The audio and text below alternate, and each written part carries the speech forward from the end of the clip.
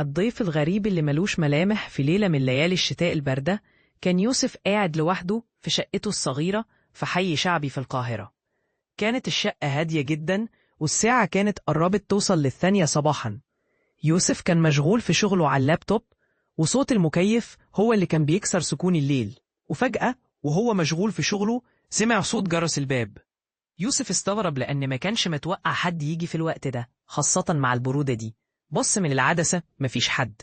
فكر يفتح الباب ويشوف يمكن حد من الجيران، لكن مفيش حد كان واقف قدام الباب. قرر يرجع لجلسة شغله ويمشي الحال، لكن وهو قاعد حاسس بشيء غريب. رجع تاني يلف حواليه لكن ملاقيش حاجة مش مظبوطة.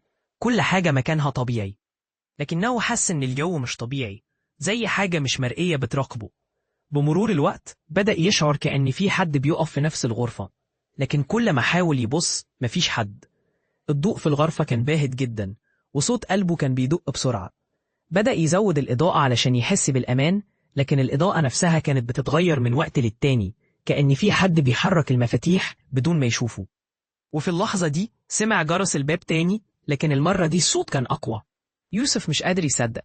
رجع تاني يبص من العدسة وكان في شخص واقف قدام الباب، لكن الغريب إن الشخص ده ما كانش ليه ملامحه ضبابية، مش قادر يشوفه كويس.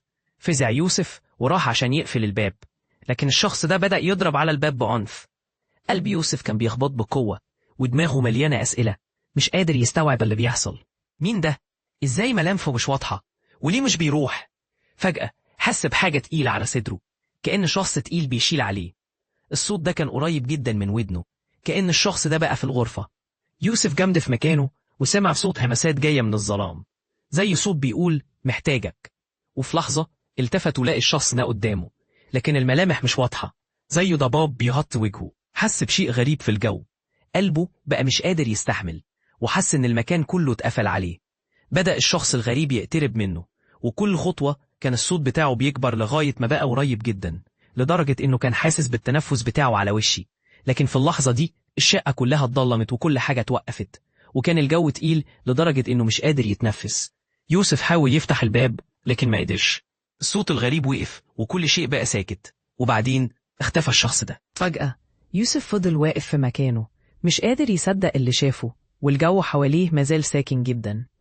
مر وقت طويل قبل ما يقدر يفتح الباب ويروح يشوف لو في حاجة بره، لكن مفيش حاجة وكل حاجة كانت زي ما هي. لكن يوسف مش قادر ينسى الشعور ده والشخص الغريب اللي ملوش ملامح اللي ظهر له في تلك الليلة، وبقيت اللحظات دي تطارده لحد دلوقتي.